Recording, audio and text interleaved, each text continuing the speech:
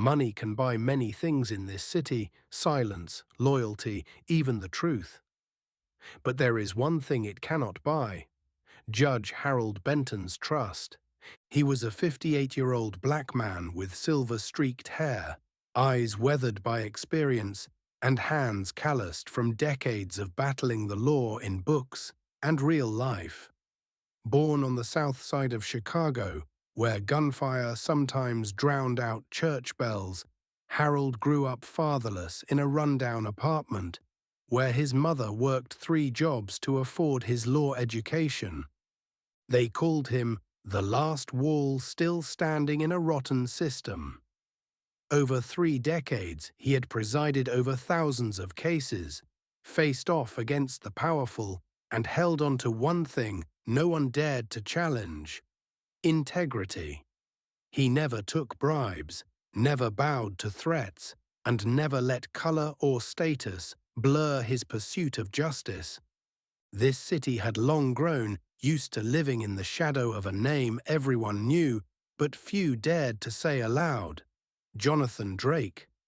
A businessman dubbed the uncrowned king of Northeast finance, but behind the billion-dollar contracts and flashy charities lay a network of corruption, bribery, and intimidation stretching from City Hall to police precincts. Drake had turned the law into merchandise, where guilt was priced like stocks and innocence was just a number in a bank account. But he had never faced someone like Harold Benton. When the name Jonathan Drake appeared in case file number 541BT23, Harold's face didn't flinch.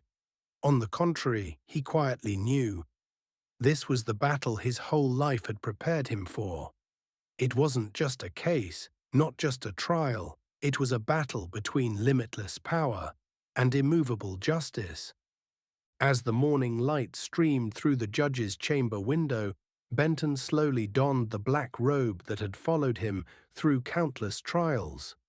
His hand brushed the last button, a ritual from his days as a public defender. He looked at himself in the mirror and whispered, "It's time this city remembered what justice means." Courtroom 302 echoed with footsteps, sliding chairs, and nervous whispers. No one said it aloud, but everyone knew. This wasn't an ordinary trial. It was the day Jonathan Drake, the unofficial icon of power and untouchability, would finally stand before the law. 9 a.m. Everyone was seated. The media focused their lenses. Jurors adjusted their ties and wiped away sweat. The lead prosecutor, Amanda Vega, a young Latina woman with eyes as sharp as knives, scanned the files line by line, her hand trembling slightly. She knew she wasn't just up against one man, but an entire system Drake had bent for decades. 9:15. The courtroom stirred. 9:20. Still no Jonathan Drake. 9:27. The door opened, and he walked in as if attending a cocktail party, not a trial that could send him to prison for 30 years.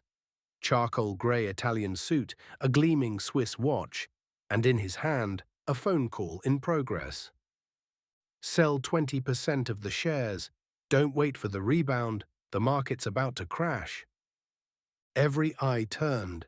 A few journalists gaped. A court clerk dropped a folder. Only one man wasn't surprised: Judge Harold Benton. He was already seated at the bench, his face calm like a stone amidst the storm. All rise for Judge Harold Benton. Everyone stood. Everyone but Drake is still on his phone, scanning the room with a smug smile. Judge Benton wasn't angry, nor did he raise his voice. He looked directly at the man still holding his phone. "Mr. Drake, in this courtroom we have rules. One of them is, when the judge enters, everyone stands, and the second, phones off. No exceptions." Drake hung up, slowly lowered himself into the defendant's chair, not bothering to stand. He looked up at the judge like a customer eyeing a slow server. "I'm sorry, Your Honor, But some trades can't wait. Benton smiled, unshaken. And some consequences can't wait either. He glanced down at the file in front of him, voice ringing clear and specific like a church bell. If Mr. Drake commits any further act of contempt in this courtroom, he will be detained for contempt of court. Understood? For the first time, Drake's confident facade faltered. Not full panic, but a ripple, a slight tremble in the eyes of a man who's used to controlling everything. Except one thing: integrity. From a corner of the room, Amanda Vega exchanged a glance with her assistant, then looked toward Harold Benton. Somehow, within just minutes, this judge had done what the entire city government hadn't been able to for years: made Jonathan Drake sit still. The court recessed for 20 minutes after the preliminary formalities. As the room emptied, a tall, gaunt courtroom officer with a stern expression approached the bench. Without a word, he silently handed Judge Benton a folded note, then vanished like he'd never been there. Benton unfolded it. Just one handwritten line, unsigned: "Be careful, Harold. He owns half the police department. Evidence has disappeared before this case won't be the exception." His fingers tightened on the edge of the note. No emotion showed on his face. But behind that furrowed brow, hundreds of thoughts were converging. Him, Jonathan Drake. The billionaire wasn't just wealthy. He was cunning, daring, and most importantly, he knew how to silence people. With money, with threats, or with unspeakable methods. Benton knew it. He'd seen witnesses fall silent, heard whispers of dismissed cases due to lack of evidence, and watched people who challenged Drake suddenly disappear from the city or their lives. And now even he, a man who'd once taken on street gangs and political kingpins in Chicago, was beginning to receive his silent warnings. Amanda Vega was again combing through the files at the district attorney's office. She had once thought this was just a legal battle, but now it felt like a fight for survival, where any piece of evidence could vanish overnight. "We've lost another witness," her assistant sighed, setting down the phone. The internal accountant who had agreed to testify had been followed, and his wife had been threatened at their kids' school. And that morning, he texted to withdraw. "For my family's safety." Amanda stood still for a moment, then turned to her secretary. "I need a backup list. Anyone still holding documents? Anyone who has ever sent an anonymous email? Anyone who hasn't run yet?" In that moment, she wasn't just a prosecutor. She looked like a soldier on the front line, not fighting to convict a business person, but to expose a system rotting from within. At home, Judge Harold Benton sat alone in his study. The room was strangely quiet. A photo of his late wife, gone many years now, stood neatly on the desk. Beside it, a picture of his 6-year-old granddaughter, whom he had taken to the park just last weekend. He's being watched. A whisper echoed in his mind like a warning bell. This was no longer about a trial. This was about survival. He opened a drawer and pulled out a sealed envelope. Inside was a copy of a testimony, a recorded statement from a manager at one of Jonathan Drake's fake charitable foundations, used for laundering money. "If I fall, at least the truth will surface," he told himself, then carefully hid the envelope in a place only he knew. Something had shifted in the darkness gathering around him, like the sound of a clock beginning its countdown. Because if the truth were Jonathan Drake's greatest enemy, then Harold Benton was the last man willing to strike the gavel for it. Noon sunlight filtered through the towering windows of courtroom 237, lighting the black fabric on Judge Benton's shoulders. He stood like an ancient statue in the middle of a storm, each word resounding with purpose. "We will proceed with the prosecution," Any further delay will be treated as a deliberate obstruction of justice. From the prosecution's table, Amanda Vega nodded, her eyes glowing with gratitude, but beneath it, worry. She knew the cost of resolving in this courtroom was high. Drake never spared those who dared look him in the eye. At the opposing table, the defense attorney Malcolm Kerr, a notorious legal fox known for winning cases for wealthy clients with empty morals, stood up. "Your Honor, my client has yet to receive full disclosure of the new evidence. Mr. Drake has an entire private investigation team, 2 law firms, and assets worth hundreds of millions, and you dare to claim a lack of preparation?" Amanda shot back, her voice steely.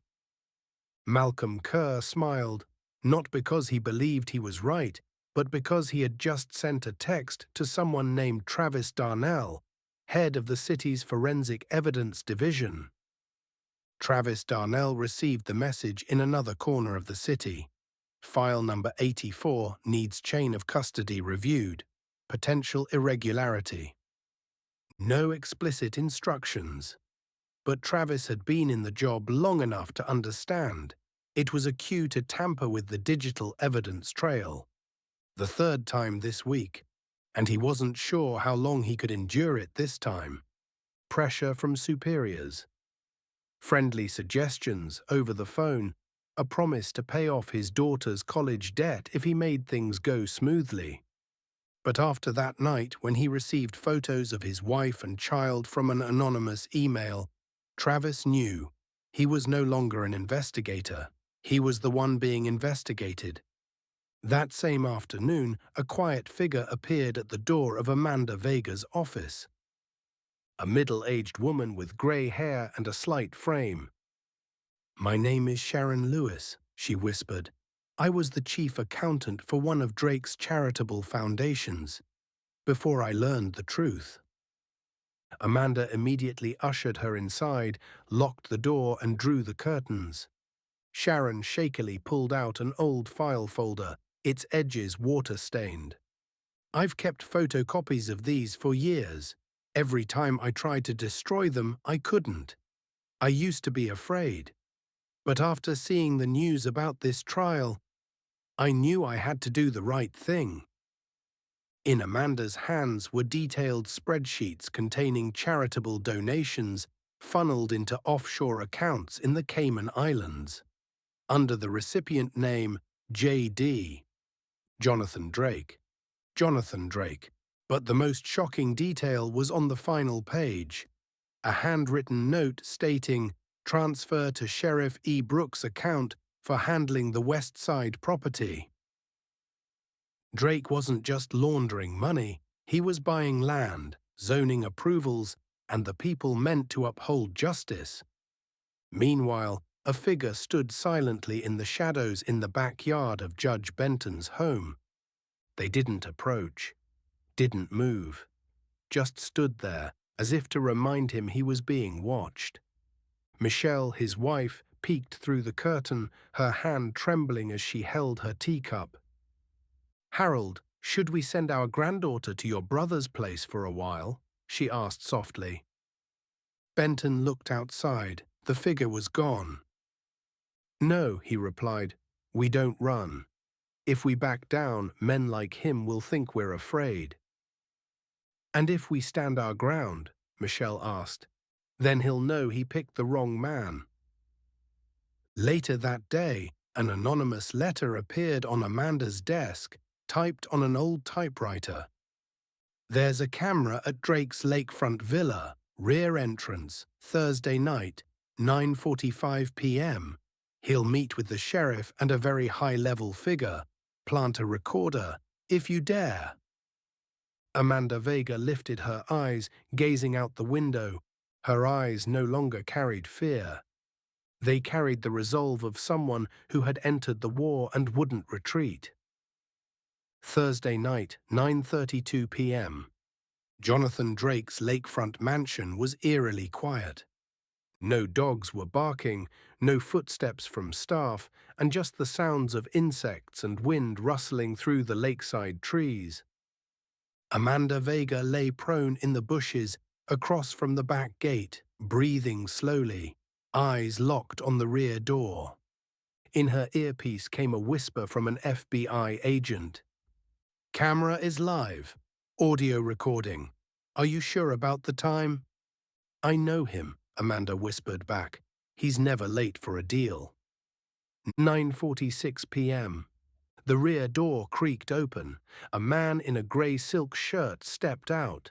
Light from inside the house revealed Sheriff Elijah Brooks' face. Behind him came another man, dressed in a black shearling coat. His face remained hidden. And then Jonathan Drake appeared. No tie, no smile, none of the usual flamboyance. Just a man of power stepping out of the shadows with one goal: control everything. "I handled the leaked files, but Vega's not the type to scare easily," Brooks said, sounding frustrated. "And Judge Benton?" Drake asked, eyes drifting into the darkness beyond. "Still not flexible. But we're applying pressure. His wife's being followed, his granddaughter too." Drake curled his lips. "Pressure isn't enough. I don't want him to change. I want him off the board." The man in the black coat stepped forward, voice low and gruff.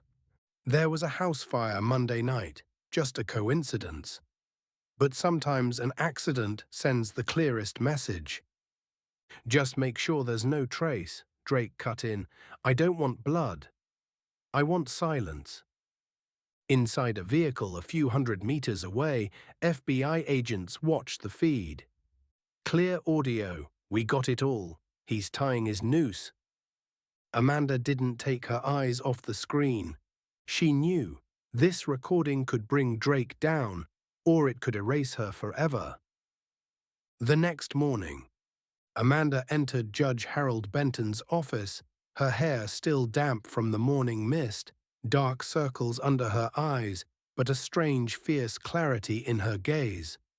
"I have something you need to hear," she said, placing a black USB drive on his desk. Benton said nothing. He plugged it into his computer, put on his headphones, and listened silently for nearly 10 minutes. When he finally looked up, he said, "We can't submit this directly to the court." Amanda froze. "What did you say?" "Not directly. If we introduce this evidence now, he'll stall the trial with a countersuit, claiming illegal surveillance. He'll buy time to silence witnesses." He rose and strolled to the window, looking over the city square. "We need to make a public strike. Expose him not just in court, but before the entire nation." That afternoon, 4:45 p.m., as Malcolm Kerr spun more legal gymnastics in the next session, Amanda requested special permission to address the court and played the recording. The courtroom fell into utter silence. Jonathan Drake's voice echoed from the loudspeakers. "I don't want him to change. I want him off the board." The entire gallery froze. An older woman in the audience clutched her daughter's hand. A man in a work uniform stood up, tears rolling down his face. "It was him. He made me lose my job. He bought out the factory and shut it down overnight." Malcolm Kerr objected immediately, but no one listened. Judge Benton slammed his gavel. "I will allow a 24-hour adjournment for authorities to verify this evidence, but let it be known that all current charges will be expanded to include potential criminal conspiracy." Backstage, Amanda looked at Benton with gratitude in her eyes, but he only said quietly, "This is just the beginning, and perhaps the point of no return." The next morning, காலை 7:05. Morning headlines exploded across every media platform. Powerful businessman accused of threatening a judge. Shocking audio recording exposes Jonathan Drake. Black Judge Harold Benton confronts the underworld. A nation watches. In a quiet suburban cafe, two men sat in a dim corner. One of them was Daniel Glover, formerly Drake's senior legal advisor. His face was pale and his hands trembled around a cup of coffee. Across from him sat a female FBI agent. "I didn't know that recording existed," Daniel whispered. "If I had, I would have gotten out sooner." "But you knew what was happening behind the scenes, the meetings, the vanishing documents, the missing people." Glover was silent. After a moment he nodded. "I'll cooperate, but I need protection and forgiveness if possible."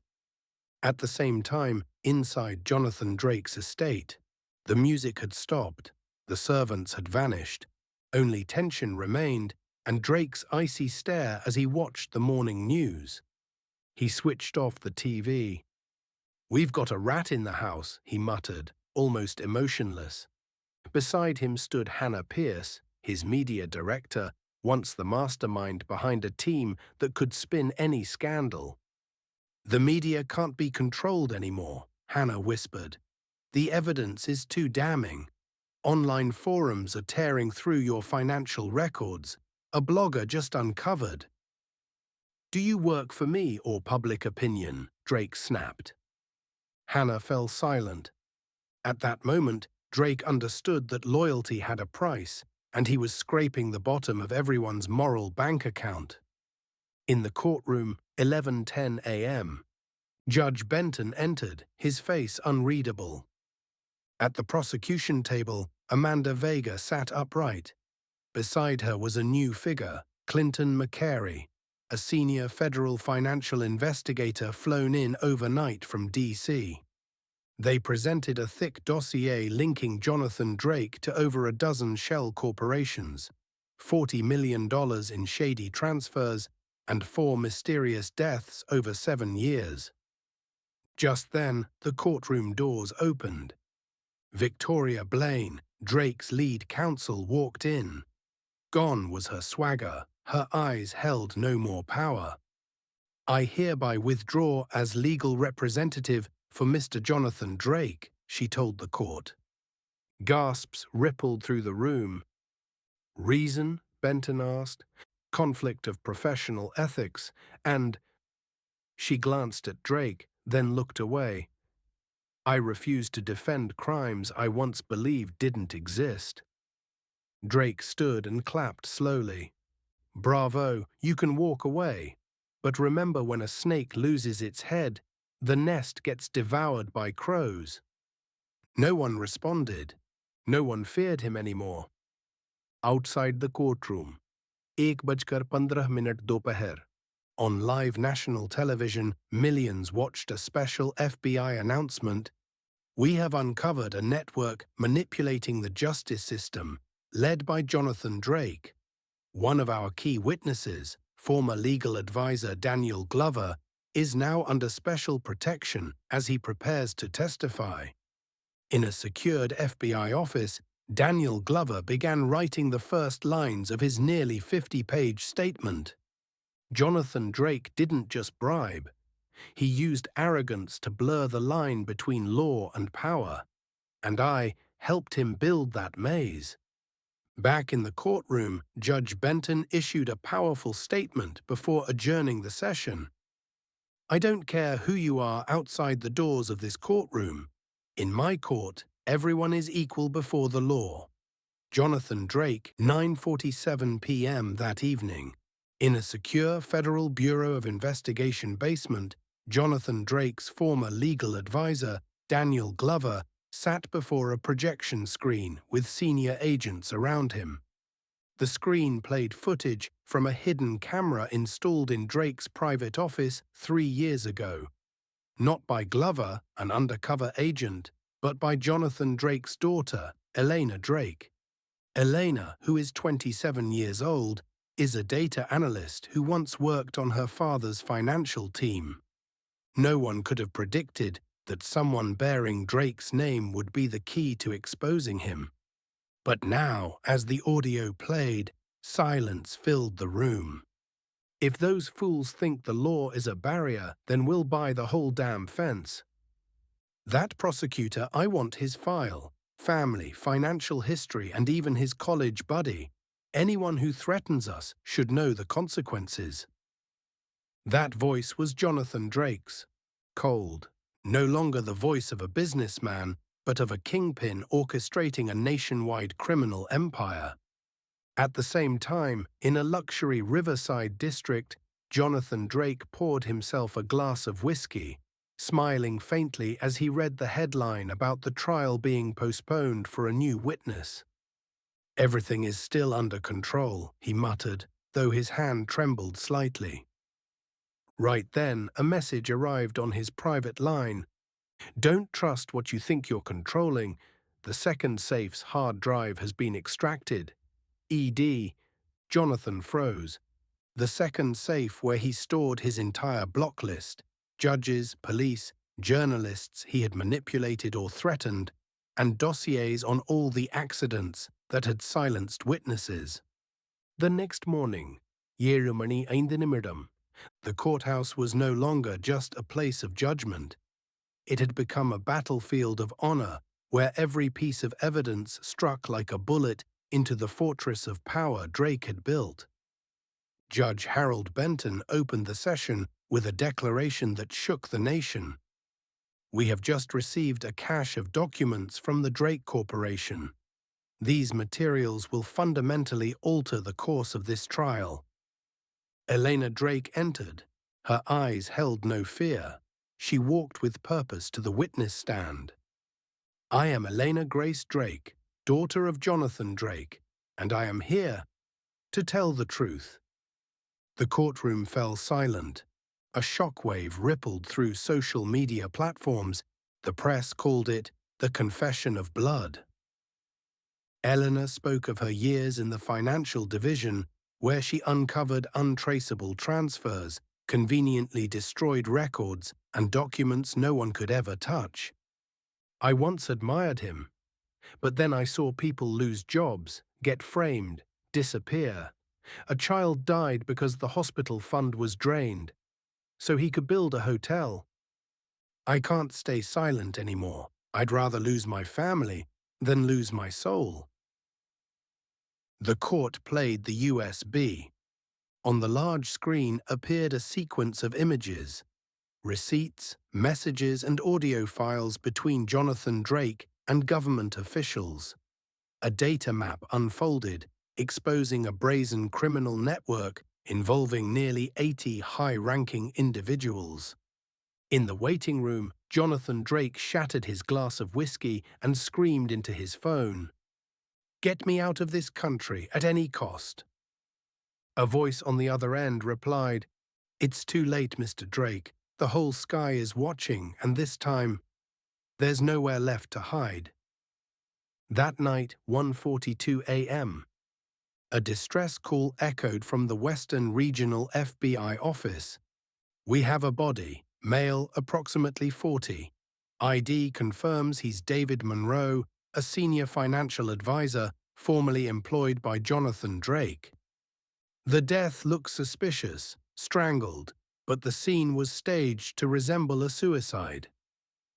In the investigation room, Agent Lena Prescott reviewed security footage from the area. A shadow. No license plate, no signs of forced entry, no DNA left behind. Meanwhile, at Elena Drake's home, she had just returned from a grueling day of testimony. Her phone buzzed with a call from an unknown number. "If you keep digging through those files, you'll never see your mother again." Elena froze. Her mother, the woman who had lived in seclusion since divorcing Drake 10 years ago. She called back immediately, but there was no answer. The next morning, at the courthouse, the entire trial was suspended. The official reason, the next key witness, David Monroe, was dead. But the press wouldn't stay silent. Headlines blared across every outlet. "Key witness in Drake trial dies under suspicious circumstances." "Assassination plot ahead of verdict." "How will Judge Benton respond?" Inside Judge Harold Benton's office, he sat across from Agent Prescott and Prosecutor Elena Cruz. His eyes were bloodshot from lack of sleep. His gaze, however, was sharp, like tempered steel forged over half a century in the battle between justice and darkness. "How much time do we have before he crashes the whole system?" Benton asked. "Not long, sir," Prescott replied. "Whoever killed Monroe was trained. There is no trace. This isn't a trial anymore, it's a war." Benton fell silent. Then he pulled open a drawer and retrieved an old wooden box. Inside was a photo of a young man standing beside his mother, a middle-aged woman in work clothes. She used to say, "If you can't keep justice alive through the darkest nights, don't ever dream of dawn." It's time to switch on the high beams, even if the enemy is right behind us. 3:30 p.m. that same day. Benton convened an emergency session of the court unannounced. Jonathan Drake was brought in, uncuffed, but flanked by 3 federal agents. The courtroom was sparser than usual, but everyone essential was present. Benton took his seat. He said nothing for the first 10 seconds, silence heavier than forged steel. Then he spoke. Yesterday, someone who was ready to speak the truth died. Not because his heart stopped, but because someone made sure it would. But today, someone still lives, and they are ready to speak. The doors opened and a man entered. The entire room froze. Thomas Grady, executive director of the Drake Group's secondary financial division, was presumed dead in a car accident 2 years ago. "I never died," Grady said. "I was forced to disappear." Grady recounted everything, from withdrawal orders to Cayman accounts, to the planned murders of 2 missing reporters, to the actual cause behind in-house counsel Mark Ellis's death. Each word from Grady was a blade slicing through the empire Drake had spent a lifetime building. Jonathan Drake said nothing. He only stared, his face purple with fury. Day 26 of the trial, Jonathan Drake had yet to confess. But everyone could see he was no longer an untouchable icon. His gaze no longer held directness, and his voice had lost its sarcasm. In its place was caution, and fear was evident in every movement. At FBI headquarters, 3 a.m., Elena Cruz received an encrypted call from an anonymous witness. "I used to repair the security system at Drake's second estate, the one no one knows about except his former mistress. He has a basement vault behind a fake wine cellar. Inside is something he never thought would be exposed." She immediately contacted Agent Lena Prescott. The team mobilized overnight. 4:15 a.m., the estate nestled in Redmond Forest on the city's outskirts. Agents stormed in with a temporary federal search warrant. They found the safe, a Vanguard SafeMark X120, which is fireproof and drill-resistant and set to self-destruct after 3 failed attempts. FBI technicians took nearly 2 hours to unlock it. Inside they discovered 3 handwritten journals from Drake detailing bribes and coded lists of 17 high-level individuals under his control, an encrypted USB containing surveillance footage from 8 years ago, showing Drake ordering the execution of a lawyer who threatened to expose his finances, a handwritten letter titled "In Case I Am Betrayed," addressed an unknown recipient, threatening to bring the entire system down with me if I'm exposed. Complete copies were delivered to Judge Harold Benton's office the next morning. He quietly watched the 12-minute video, the audio clear. Jonathan Drake's voice echoed, "Erase him. Make it look like an accident. Do it right, and I'll wipe your mother's name off the mortgage list." The room fell silent. Benton said nothing. He placed his hand on the dossier, fingers trembling slightly. The court convened an emergency hearing. Jonathan Drake was brought in this time in handcuffs. When the video played in open court, the courtroom gasped. Several jurors wept. Reporters stopped typing. Even the guard at the door turned away, jaw clenched. Drake remained silent. No resistance, no rebuttal. Judge Benton looked at him, not with anger nor scorn, just with the profound disappointment of a man who once believed that even the most fallen souls could be touched by justice. "Do you wish to make a statement?" Benton asked, his voice hoarse. Drake raised his head, showing no pretense for the first time in 26 days. "I just tried to hold the position people said I deserved." "And justice," he scoffed. "It only exists if you pay the right people to stay quiet." Until today. Day 30, sentencing day. The special federal court was under heightened security. Police, agents, private security, media, oversight organizations, and hundreds of citizens converged on Courtroom 3, where Judge Harold Benton would sentence Jonathan Drake. No more dazzling suits, no more smug smiles. Drake sat in a pale grey prison uniform, hands cuffed behind his back, eyes sunken, hair dishevelled. The man who once controlled nearly half the state's political seats is now just a defendant awaiting judgment. But today's story was not just about a sentence for one man. Judge Benton entered. The air felt vacuumed. He sat down, opened the case file, and rested his hand on the wooden gavel that had followed him through 25 years of service. The court has reviewed 27 charges, 89 pieces of direct evidence, 14 witness testimonies, and thousands of pages of financial records. Jonathan Drake, you didn't just commit crimes. You engineered a system where law was twisted, conscience was commodified, and justice became something to be bartered.